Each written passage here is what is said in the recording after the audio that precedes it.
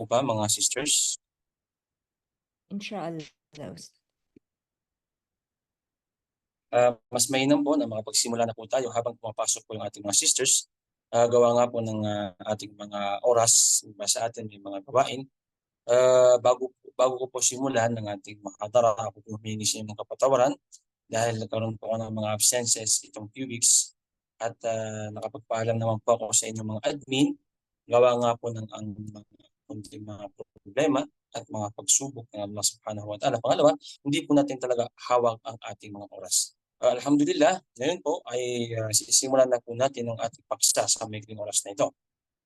A'udhu billahi minash shaitanir rajim. Bismillahir rahim. Innal hamdalillah nahmaduhu wa nasta'inuhu wa nastaghfiruh wa na'udzu billahi min shururi anfusina wa min sayyiati a'malina. Man yahdihillahu fala mudilla lahu wa man yudlil fala hadiya lahu. وأشهد أن لا إله إلا الله وحده لا شريك له وأشهد أن محمدا عبده ورسوله صلى الله عليه وعلى آله وصحبه أجمعين. أما بعد, Assalamu alaikum warahmatullahi wabarakatuh.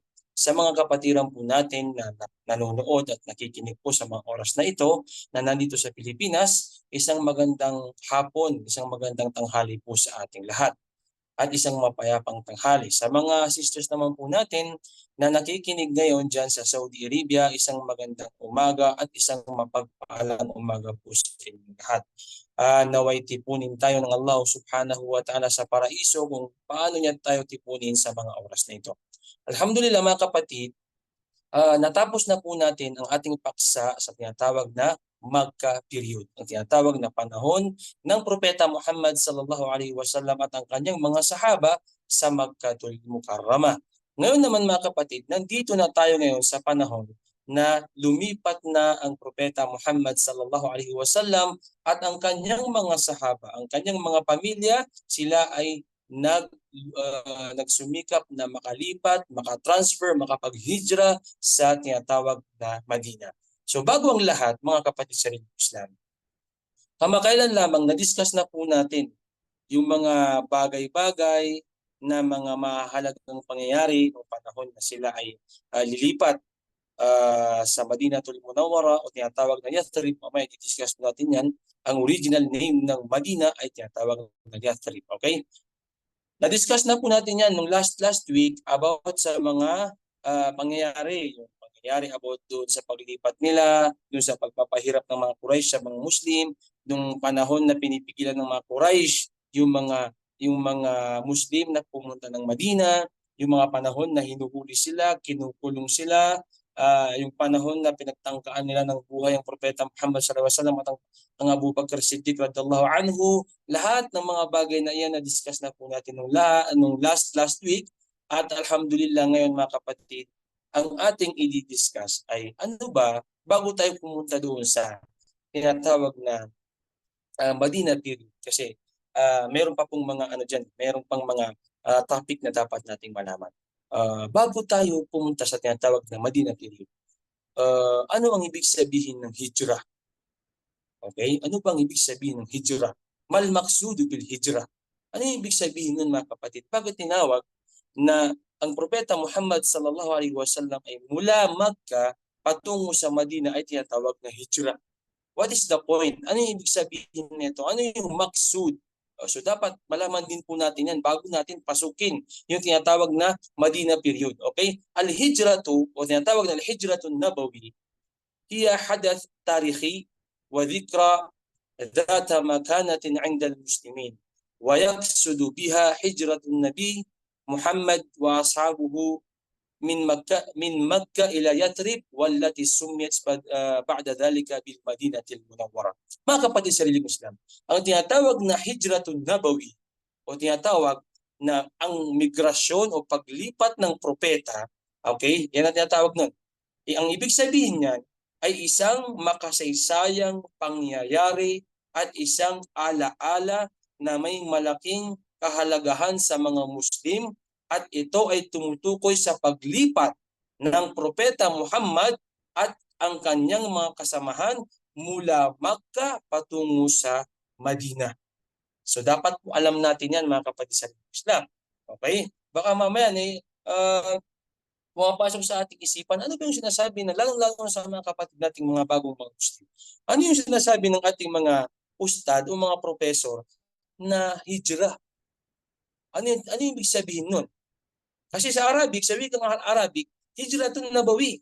Ang paglipat o pag-transfer, pag-immigrate o migrasyon ng propeta Muhammad sallallahu alaihi wasallam kasama kapwa niya, kasama ang kanyang mga sahaba, mga pamilya sa Madina mula sa Makkah.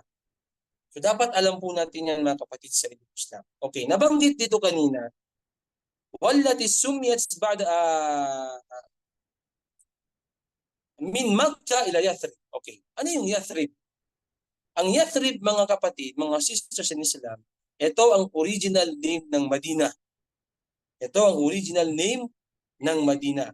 Bago pa lumipat dyan, ang propeta Muhammad sallallahu alaihi wasallam kasama ang kanyang mga sahaba, ang Yathrib ay ngayon sa panahon natin ngayon ay tinatawag na Madina. So halimbawa, meron kayong mga nabasa sa mga kwento, halimbawa ng Islamic history at nabasa niyo ang tinatawag na Yathrib, yan ang tinatawag ngayon sa panahon natin na Madinatul Munawwara, which is yan, nandyan ang Masjidun Nabawi, ang masjid ng propeta Muhammad sallallahu alaihi wasallam. So yun pa lang ibig sabihin ng hijrah, mga kapatid. Ang paglipat ng propeta Muhammad sallallahu alaihi wasallam, kasama niya ang mga sahaba mula Makkah patungo sa Madina.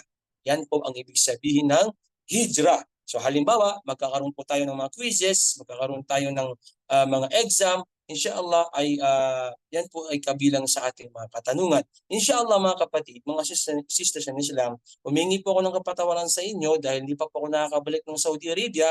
Inshallah, this a few weeks, maaaring nandyan na po ako sa Saudi Arabia. Meron lang tayong mga inaasikaso rito sa Pilipinas. At inshallah, itatype ko po muli sa Word at gagawin kong PDF at isasend ko po sa inyo para pagdating na naman ng ating examination o tinatawag na quizzes ay meron kayong mga basis, inshallah subhanahu wa ta'ala. So tandaan po natin ang ibig sabihin ng hijrah. Okay, ngayon, ano ang mga dahilan? Bakit lumipat? O bakit naghijrah? Bakit nag-immigrate? O bakit naglakbay ang propeta Muhammad sallallahu alaihi wasallam sa Madina mula Makkah? Ano yung mga dahilan?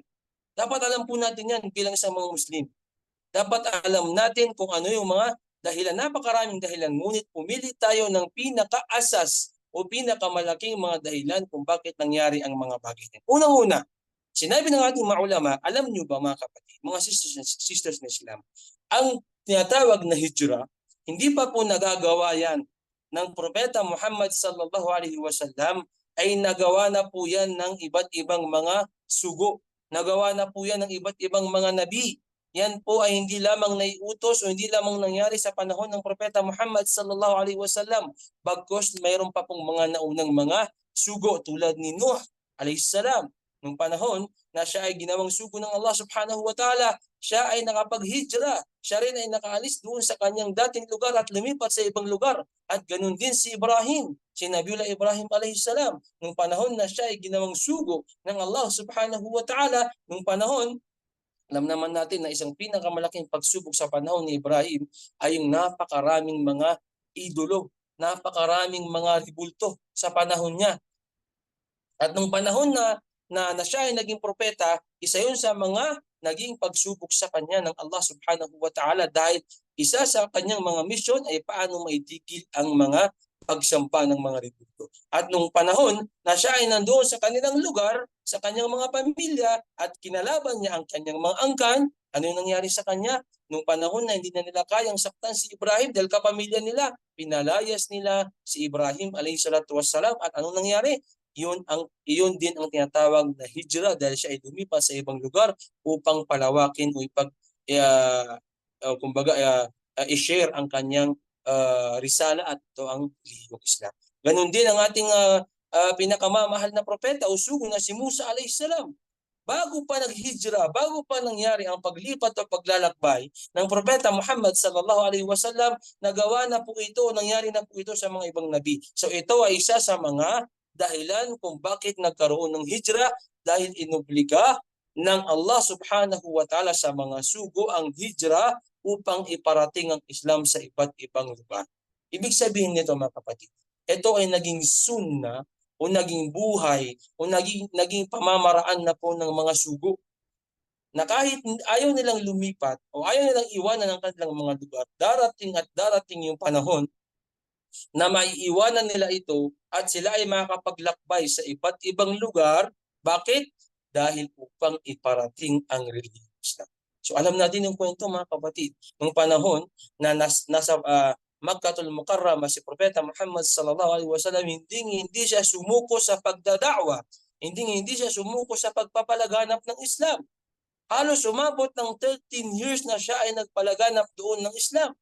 Patago at lantarang pagdada'wa sa tinatawag na Makkah. Ngunit nung panahon na kinakailangan na nilang lumipat, lalong-lalo ng Propeta Muhammad sallallahu alaihi wasallam, siya ay lumipat ng Madina at yun ang isang naging dahilan upang mas lumawak ang ating relihiyong Islam. At alam niyo po ang kwento dyan. Okay? Yan ang unang dahilan kung bakit nagkaroon ng hijra o paglipat o paglalakbay ng Propeta Muhammad sallallahu alaihi wasallam. Pangalawa, isa sa mga malaking dahilan kung bakit lumipat o naghijra ang Propeta Muhammad sallallahu alaihi wasallam, naglakbay sa Madina, dahil sa sobrang pagpapahirap ng mga Quraysh, ng mga musyrikin sa mga Muslim. Isa yan sa pinakamalaking dahilan kung bakit ito nagawa o inutos ng Propeta Muhammad sallallahu alaihi wasallam sa kanyang mga kasamahan, sa kanyang mga pamilya, sa kanyang mga kamag-anak na sila ay lumipat na ng Madina.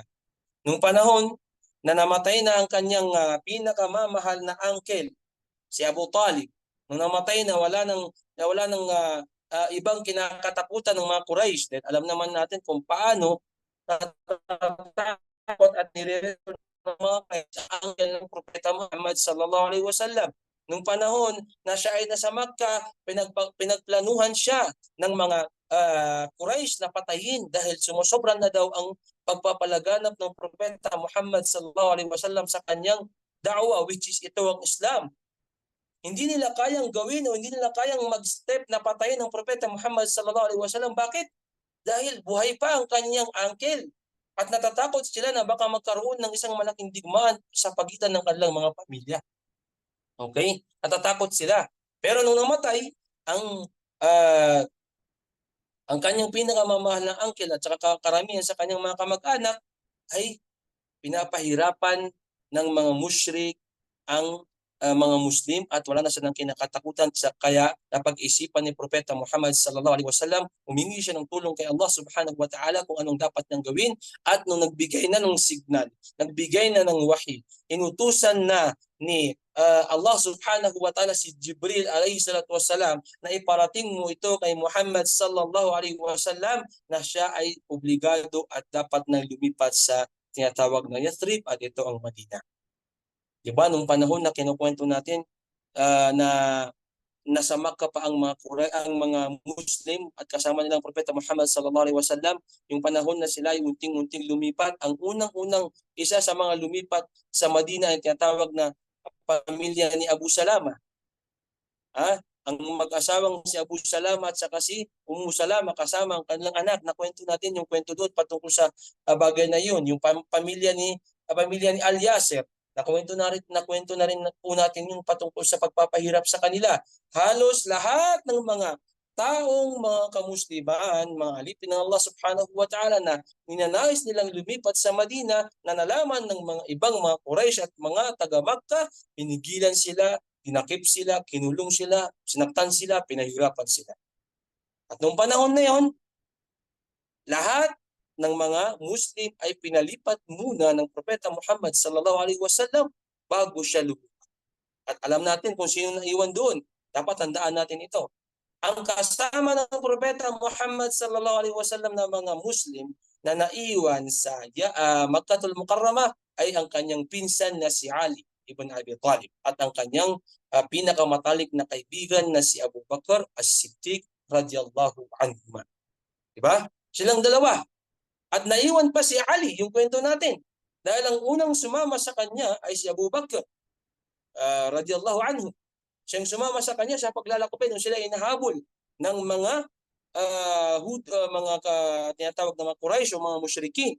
At isa ito sa pinakamalaking dahilan kung bakit inutos ng Propeta Muhammad sallallahu alaihi wasallam sa mga Muslim sa Makkah na kayo ay unti-unti nang lumipat sa Madina dahil hindi na niya kayang pigilan ang pagpapahirap, pagpapasakit, pangungutya, pag-aalipusta, lahat ng pagpapahirap ng mga musyrik, mga Quraysh sa mga Muslim. Hindi nila kaya. Dahil ayaw naman ng Propeta Muhammad sallallahu alaihi wasallam ng digmaan. Pangalawa, nung panahon na yun na hindi pa makipagmaan, kunti pa lamang ang mga Muslim. At maraming pumasok sa mga taga-Makkah, ngunit yung iba sa kanila ay natatakot pa. Di pa nila kaya ipaglaban ang kanilang mga religiyon sa mga oras na yun. So yan ang pangalawang dahilan ng paglipat o paghijra ng Propeta Muhammad sallallahu alaihi wasallam. Pangalawa, ang pag-utos at pagpaplano ng mga Quraysh, mga musyrikin upang patayin si Propeta Muhammad sallallahu alaihi wasallam. So ganun din yun mga kapatid. Nabanggit ko sa inyo kanina nung panahon na patay na ang kanyang pinakamamahal na uncle at wala nang malapitan ng Propeta Muhammad sallallahu alaihi wasallam liban na lamang sa mga kapwa niya mga kamusliman. Ano yung nangyari? Pinag-usapan, pinagplanuhan ng mga Quraysh, ng mga musyrikin na isang paraan lamang upang matigil ang risala o ang tinatawag na da'wa ng Propeta Muhammad sallallahu alaihi wasallam, pagpapalaganap ng Propeta Muhammad sallallahu alaihi wasallam sa relihiyong Islam ay dapat na lang natin itong patayin. So alam natin itong kwento patungkol, i-remind ko kayo. Ito yung panahon na nalaman na ng mga Quraysh, mga zu'ama o Quraysh, mga leader ng Quraysh. Nalaman na nila na unting-unti nang lumilipat ang mga Muslim sa Madina. So natakot ang mga Quraysh. Sabi nila baka dumating yung panahon na dumami ang mga Muslim at tayo ay kanilang labanan. So napag-isipan ng mga zu'ama o Quraysh, yung mga leader ng Quraysh, na sila ay magtipon-tipon. Ipapaalala ko po sa inyo ito para hindi nyo makalimutan. Sila ay magtipon-tipon. Nag-meeting sila, nagkaroon sila ng isang meeting. Nagtipon-tipon sila doon sa isang malaking lugar. Nakalimutan ko yung pangalan ng lugar na iyon. Doon sila nagtitipon-tipon. At nung pagdating nila sa lugar na iyon, may nakatayong isang matandang lalaki. Isang matandang lalaki na ngayon lamang nila nakita. So nagulat yung mga zu'ama o Quraysh, yung mga leader ng Quraysh. Tinanong nila ito, sino po kayo? Ya Sheikh, kasi ang Sheikh sa Arabo ay isang matanda. Ya Sheikh, sino po kayo? Ano ang aming may paglilingkod sa iyo? Sabi niya, kasama ako sa mga taong tutol sa paglipat ng mga Muslim sa Madina at ang paglipat ng Muhammad sa Madina. So kailangan mo pumunta rito upang tulungan kayo at magbigay ng suggestion o suggestion, sabi nga nila. So pinatuloy nilang matandang iyon. So lahat ng plano, pinag-isipan ng mga Quraysh. Sabi nila, ang gagawin natin, ipapahuli natin si Muhammad at si Abu Bakr at ikukulong natin habang buhay. So, anong sabi ng iyon sa hindi nila kilala na biglang dumating. Sabi niya, hindi magandang plano yan. Dahil kapag ginawa niyo yan, kinulong niyo si Muhammad, kasama niya si Abu Bakr, pwedeng dumating yung panahon, maaaring dumating yung panahon na magpalakas ang mga Muslim sa Madina at sumugod sila dito at bawiin nila si Muhammad. So ano na naman yung naisip ng mga Quraysh? Sabi ng ibang mga Quraysh, zu'ama o Quraysh, yung mga leader ng Quraysh, patayin na lang natin si Muhammad para matigil na ang kanyang pagpapalaganap ng relihiyong Islam. Alam niyo ba kung sino yung unang-unang sumang-ayon? Ang unang-unang sumang-ayon ay yung lalaki ngayon pa lamang nila nakita. Sabi niya, yan ang pinakamagandang dapat gawin dahil kapag yan ang ginawa ninyo ay maaaring maputol na ang pagpapalaganap ng Islam dahil wala nang aasahan, wala nang lalapitan ang mga Muslim na lumipat ng Madina kung wala na si Muhammad. So nabigla yung mga Quraysh dahil maraming sumang-ayon doon sa kanilang napag-isipan na patayin na lamang si Muhammad at si Abu Bakr. At alam natin, nakwento natin na yung lalaking iyon, mga kapatid, ay si Shaitan. Siya si Shaitan na nagmukhang tao, si Iblis na nagmukhang tao upang sulsulan, upang suhulan ng mga Quraysh na patayin na lamang si Propeta Muhammad sallallahu alaihi wasallam. Ibig sabihin nun, mga kapatid, iba talaga yung intensyon ng mga zu'ama o Quraysh, yung mga leader ng Quraysh at saka si Shaitan. Dahil gusto niyang tulungan ng mga Quraysh na patayin na lamang si Propeta Muhammad sallallahu alaihi wasallam. At ito ay isa sa pinakamalaking dahilan, asbab kung bakit inutusan ng Allah subhanahu wa ta'ala si Propeta Muhammad sallallahu alaihi wasallam na maghijra, lumipat, maglakbay mula Makkah patungo ng Madinatul Munawwarah. Pang-apat, sa panahon na yon, nung unti-unti nang dumadami ang mga kamusliman, obligado na kay Propeta Muhammad sallallahu alaihi wasallam at sa mga kamusliman na magpatayo ng tinatawag na Dawla Islamiyah. Kailangan na nilang magpatayo ng isang lugar na puro mga Muslim. Isang lugar na ang magiging liderato ay mga Muslim. Kailangan na nilang gawin ito, mga kapatid. Kaya sila naghijra, lumipat, at doon sila napalipas sa Yathrib at ito ang Madina. At alam naman natin, mga kapatid, sa relihiyong Islam, ang Madinatul Munawwarah ay ito ang isang tinatawag na unang-unang pinatayuan ng Propeta Muhammad sallallahu alaihi wasallam, o sila ay tinatawag na Dawla Islamiyah o lugar ng lahat ng mga kamusliman. At hanggang ngayon, alam naman po natin, nakikita natin yung athar o yung epekto na hanggang ngayon sa Madina, yung na nandyan sa Madina, alam nyo kung paano napalaganap dyan ang relihiyong Islam. So yan ang iba't ibang mga dahilan kung bakit hijrah at ng Propeta Muhammad sallallahu alaihi wasallam. Okay. Ngayon, meron tayong dapat talakayin. Papasok na po ito sa paglipat nila, ha. Paunti-unti po natin ito, huwag natin bibiglain. Dahil maganda ang kwento sa nangyayari sa Madinatul Munawwarah. Okay.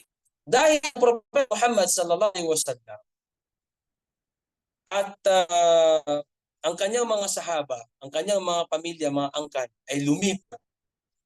Ang tawag sa kanya ay ang mga muhajirun. Okay? Muhajirun. Narinig po natin ang tinatawag ng muhajirun wal ansar.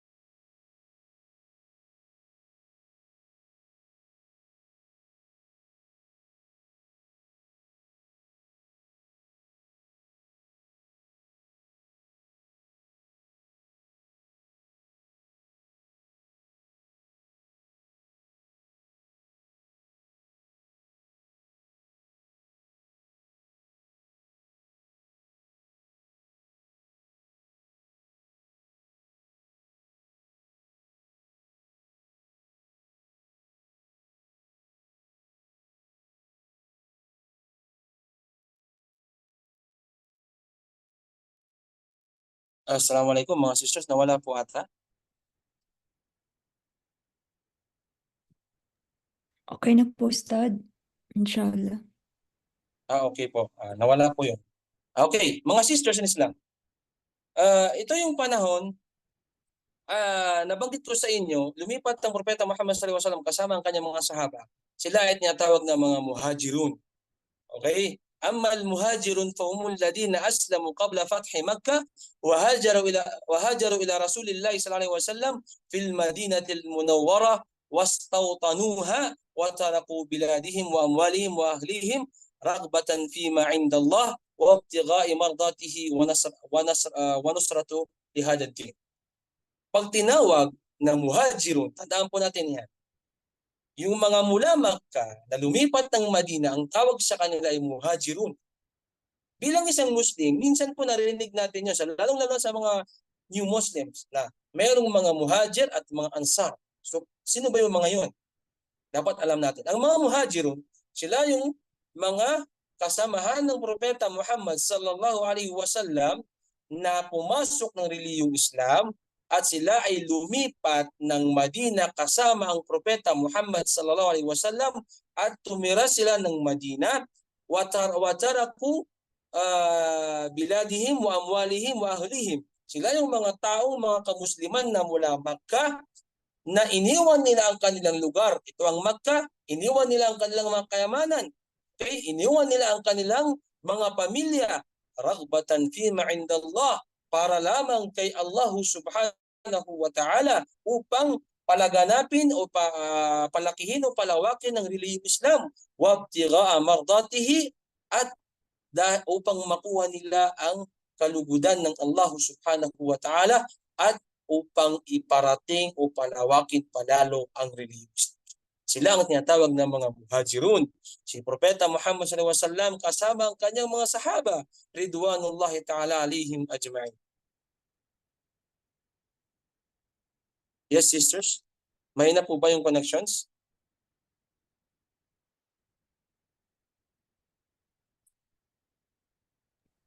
Okay na po, Ustad. Okay po. Okay. So yun po ang dapat nating isipin. Dapat nating tandaan, darating po yung sa question and answer, sino ba yung mga muhajir, sino naman yung mga ansar. Dapat alam po natin yan. Okay, ngayon naman, sino yung mga ansar? Wa ammal ansaru fahum ahlul madinati an-nabawi alladhi istaqbalu ar-rasul sallallahu alaihi wasallam wa ashabuhu al-muhajirin wa qasamuhum amwaluhum wa lam yabkhalu alaihim bi shay wa jahadu fi sabilillah bi amwalihim wa anfusihim. Allahu akbar. Mga kapatid, kanina na-discuss natin sino yung mga muhajir. Okay. Ngayon, sino naman yung mga ansar? Yung mga ansar, sila naman yung mga taga-Madina.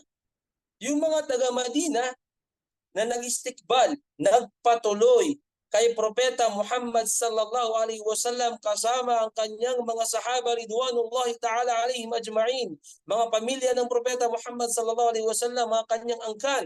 At sila ang tinatawag na mga ansar. At sila yung mga taong tinulungan nila ang mga taga-Makkah na iyon, mga muhajirun, mula sa kanilang mga pera, mula sa kanilang mga kagamitan, mula sa kanilang mga tinatawag na negosyo upang tulungan sila makapagsimula muli sa Madinatul Munawwarah.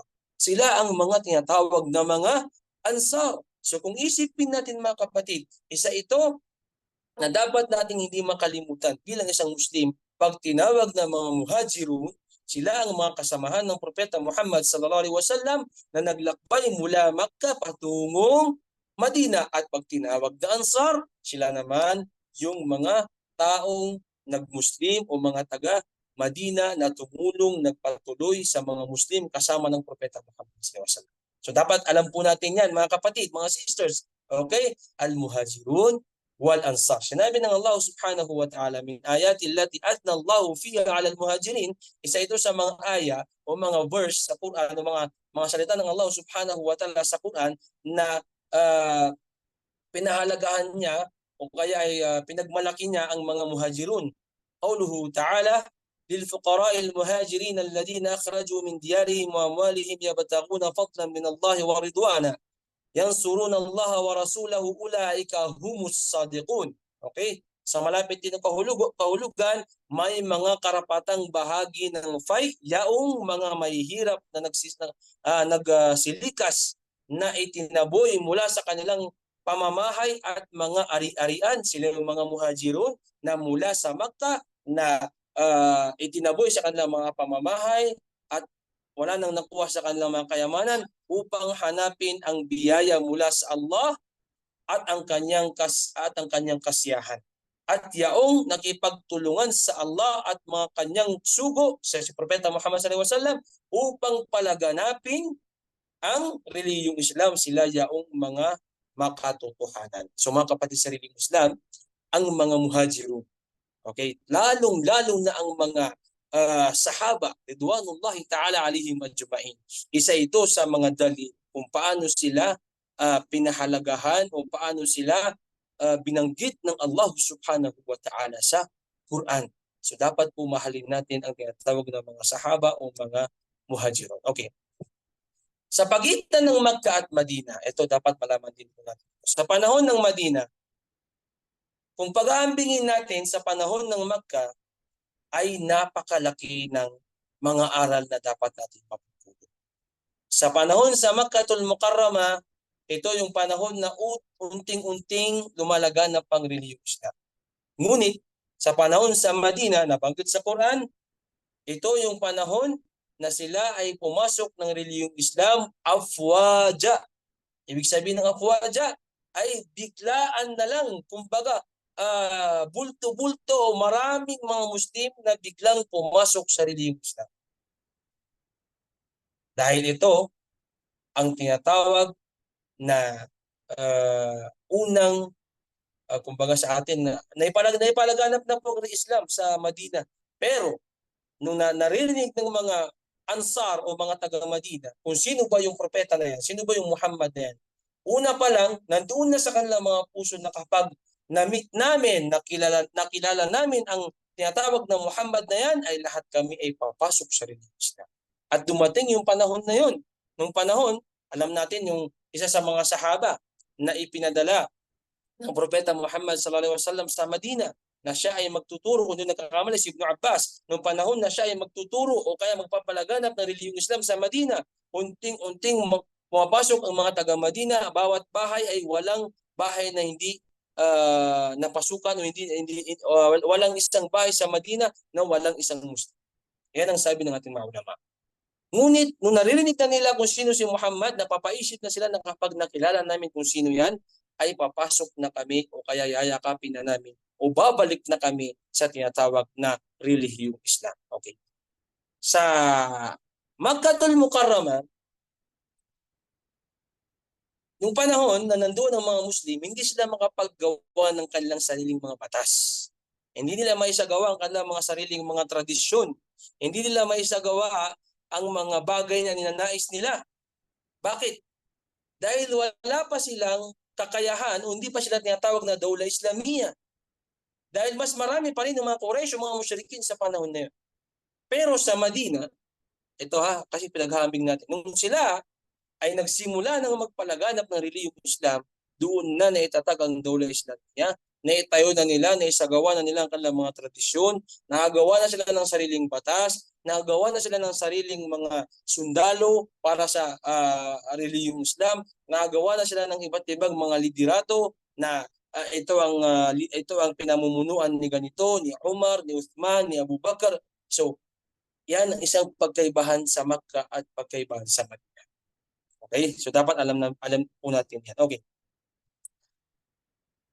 Patungkol naman sa mga himala o tinatawag na mga wahi, ay halos same po mga kapatid.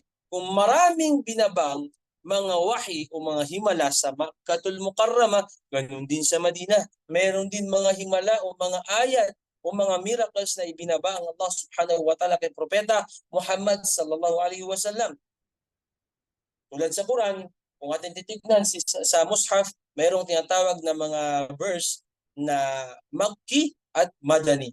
Pag tinawag na Makki, ito ay mga aya o mga verse na binabasa Makkah. Pag tinawag naman na Madani, ito ay mga ayat o mga salita ng Allah subhanahu wa ta'ala na ibinaba naman sa Madina. So pagkaibahin natin yon, okay? Ngunit pagdating sa mga wahi, marami pong mga tinatawag na mga naibabang mga aya o mga wahi mula sa Allah subhanahu wa ta'ala. Sa Madina, maraming naibaba sa Madina ay patungkol na sa mga kamusliman.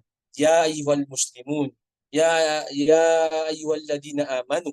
Karamihan sa mga naibaba doon ay tinatawag na yung mga taong sumampalataya kay Allah subhanahu wa ta'ala. Pero sa Makkahul Mukarramah, maraming naibaba din doon na mga ayat o mga salita ng Allah subhanahu wa ta'ala ay patungkol sa mga mushriko. So isa yun sa mga pagkaibahan nila. Patungkol naman sa mga batayan o mga hatol, maraming naibabang mga hatol sa Madinatul Munawwarah. Dahil doon na po itinayo ang Dawla Islamiyah. So doon na dumami yung iba't ibang mga hatol patungkol sa ating relihiyong Islam. Tungkol sa pag-aasawa, tungkol sa pagtalak, tungkol sa pagtitinda, tungkol sa lahat. Lahat ng mga iba't ibang mga batayan ay mga hatol ay maraming ibaba mula sa Allah subhanahu wa ta'ala na salita sa Madinatul Munawwarah. Okay? So, kung pag-uusapan natin ito, ang mga ganitong bagay sa loob, pag-uusapan natin ito sa loob ng maraming taon na nangyari sa Makkah at saka sa Madina, baka hindi po natin ito matapos. Dahil ang talambuhay ng Propeta Muhammad sallallahu alaihi wasallam sa Makkah at saka sa Madina hanggang ngayon ay pinag-aaralan pa rin ng mga ulama mula sa Quran at saka sa Hadith, dahil lahat ng talambuhay ng Propeta Muhammad sallallahu alaihi wasallam sa Makkah at sa Madina ay lahat ito ay mayroong mapupulot na aral. Kung iisipin natin, mula no panahon na naging propeta ang Propeta Muhammad sallallahu alaihi wasallam at nung siya ay lumipat na sa Madinatul Munawwarah, at yun ang unang-unang araw na sinabi ng Propeta Muhammad sallallahu alaihi wasallam na magsisimula ang tinatawag na calendar ng Hijri. Okay? Ang Hijri calendar o kaya tinatawag na kumbaga sa atin ngayon ay year 1446 sa Arabic Hijri calendar.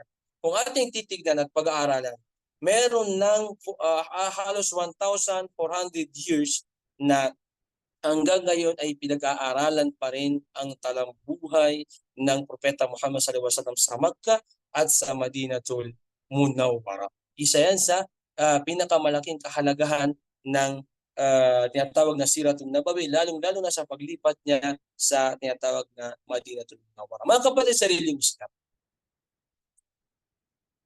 paano sinalubong ng mga Ansar? Okay? Paano nila sinalubong ang Propeta Muhammad sallallahu alaihi wasallam at ang kanyang mga kasamahan ng mga muhajir? Paano ito nangyari?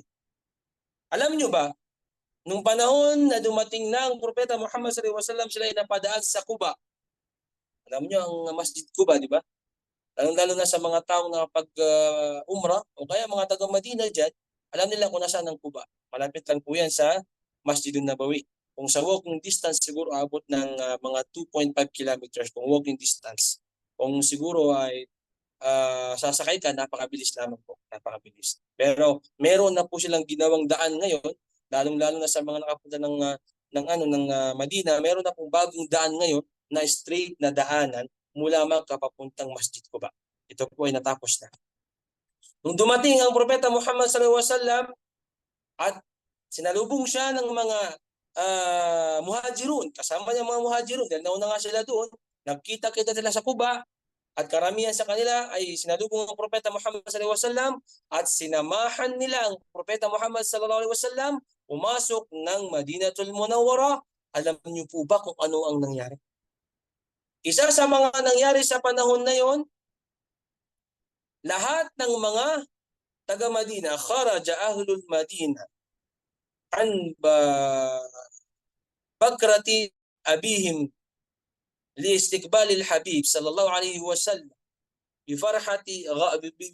بفرحة غامرة وامتلأت بهم الطرقات حتى اصطحت المنازل وامتلأت بالنساء والأطفال والرجال وهم يقولون الله أكبر جاء رسول الله الله أكبر جاء محمدا الله أكبر جاء رسول الله. Alam niyo ba mga kapatid sa relihiyong Islam, nung panahon na nabalitaan na ng mga Ansar, mga taga-Madina, dahil nasabi ko nga sa inyo na naririnig na nila kung sino si Muhammad, at nasabi nila sa kanilang mga sarili na kapag nakilala nila, kapag na-meet nila si Muhammad, ay papasok na sila sa relihiyong Islam. Oo, meron pa rin mga taga-Madina na hindi pa pumapasok sa reliyong Islam, pero karamihan sa kanila ay pumasok ng reliyong Islam ng biglaan dahil sa kanilang kumbaga mimithi o kaya ay ninanais nilang makilala ang Propeta Muhammad sallallahu alaihi wasallam. At nabanggit sa kwento ng talambuhay ng Propeta Muhammad sallallahu alaihi wasallam, lahat ng mga taga-Madina ay nagsilabasan ng maaga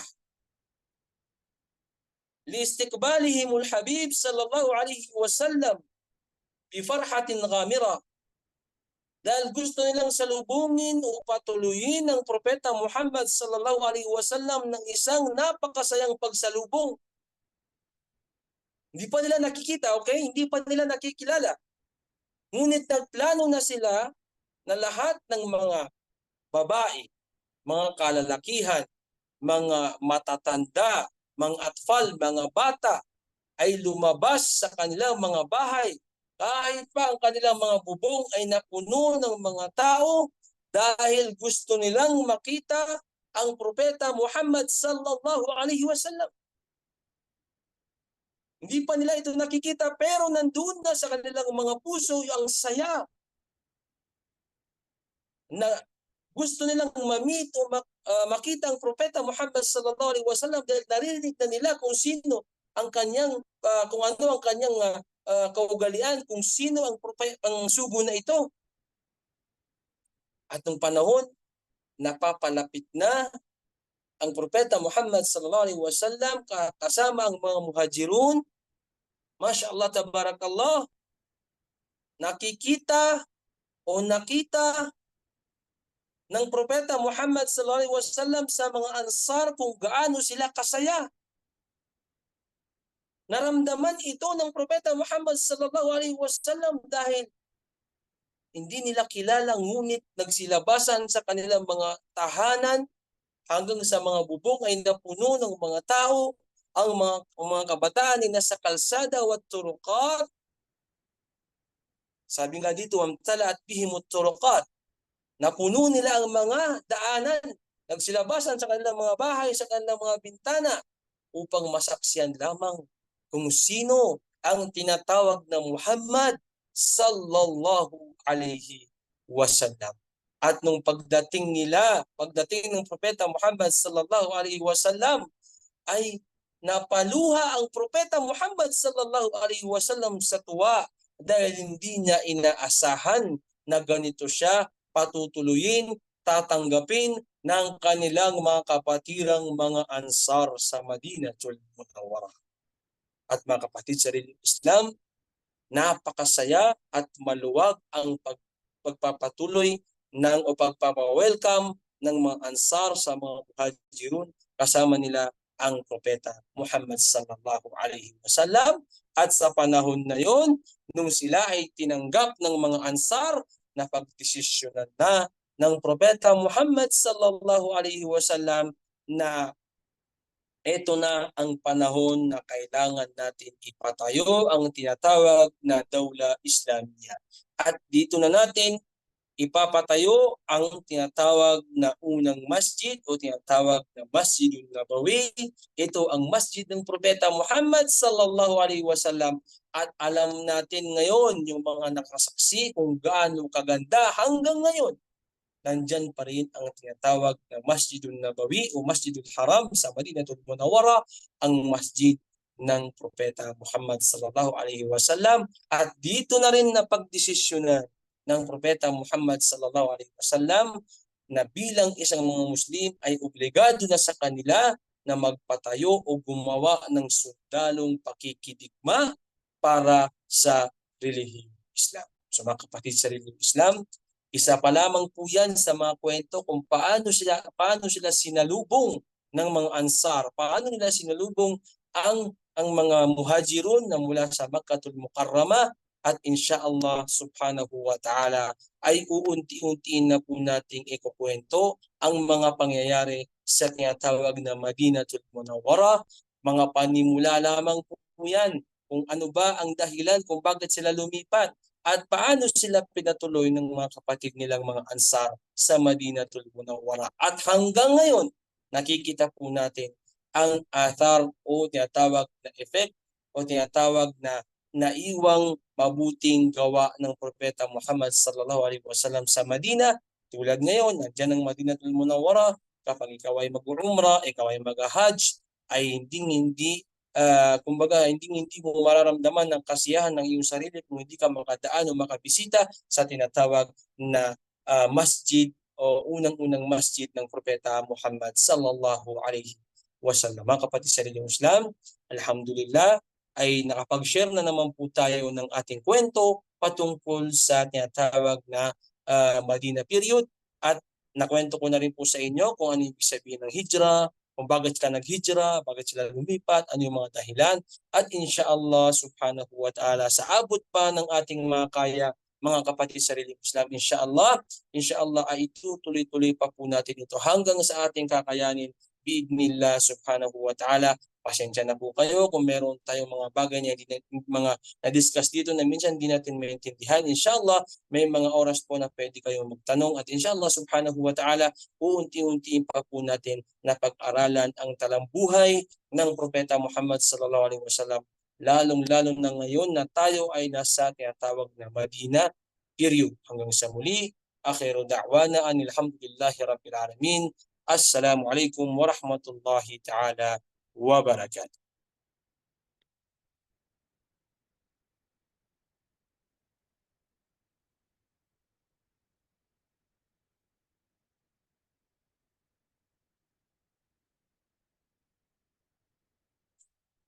Yes po mga sisters na Islam, yung mga admin po natin.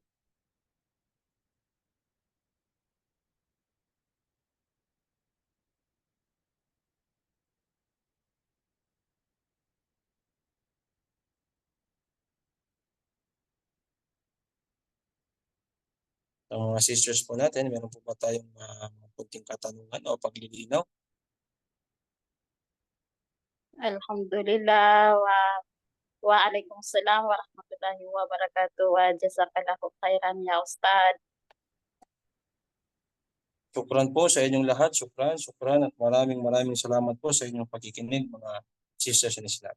Sa mga sisters po na hindi naka-attend, paki-remind po sila mga sisters na pinupost po ito ng ating mga admin sa GDC Islamic Centers. Maraming salamat po sa inyo. Meron pa po ba tayong paglilinaw, Sister Safia, Sister Sarah?